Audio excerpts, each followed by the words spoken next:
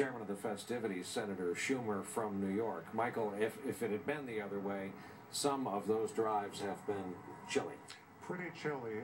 Maybe Roosevelt and Hoover, an example of that. Franklin Roosevelt had been elected by a landslide in 1932 over President Hoover, who was considered to be responsible for the Great Depression.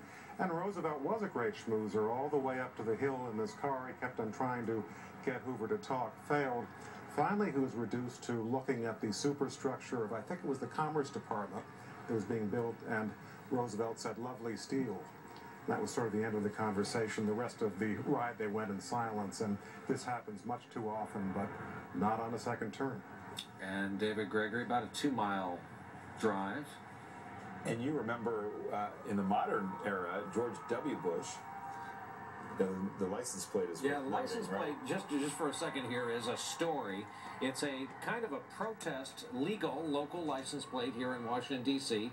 Taxation without representation. The president has opted to use them on all the limousines. And that always comes up for presidents in past inaugurations. D.C. has a delegate, though, a non-voting member of Congress. George W. Bush met with President Clinton, and they got along famously in this meeting as the transition of power. They were swapping stories about the 2000 campaign and how Bush raised the specter of the shadow returns every time Clinton would try to campaign for Al Gore. So that was chummier, and of course they kept on a pretty good relationship. You don't have to look that